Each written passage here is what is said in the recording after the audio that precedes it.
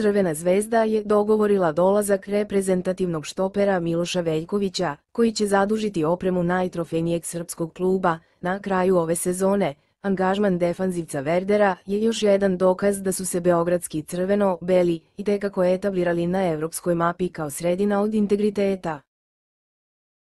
Dakle, transfer nekog igrača iz Liga petice više nije incident.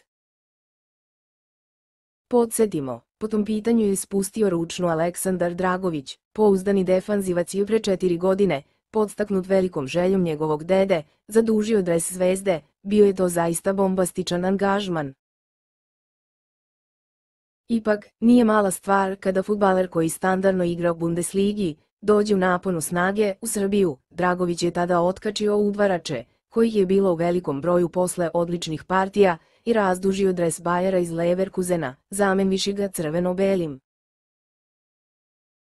Istorija se ponavlja, ponovo odbrambeni igrač, opet iz redova Bundesligaša, ovog puta slavnog Werdera, stiže u Crvenu zvezdu. Šta drugo reći, osim velika ozbiljnost, 4 meseca pre isteka ugovora, reagovati kao kobac i privoleti reprezentativca da dođe, pa još i dogovoriti trogodišnji ugovor. Ponovimo, već izvesno vreme to nije iznenađenje, jer je u poslednjih 5 godina u redove Zvezde stizalo još fudbalera od glasa i biografije. Tu je i Silas, koji se nije dokazao u pravom svetlu, iako je postigao neke važne golove. Kao igrač koji je došao u Crvenu zvezdu iz tabora vicešampiona Nemačke Stuttgarta.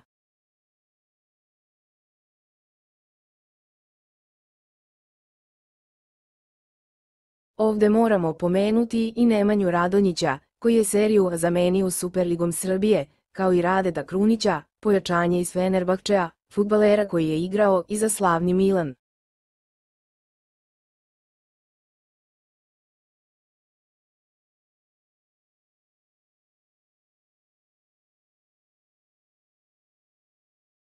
Takođe, imidž Crvene zvezde krase i prvotimci crveno-belih koji igraju za nacionalne timove. Povređeni Peter Olainka je reprezentativac Nigerije, Felicio Milson Angole, Seol nosi dres Južne Koreje, Elšnik Slovenije, Glazer Izraela, Endija je Senegala, Kanga Gabona.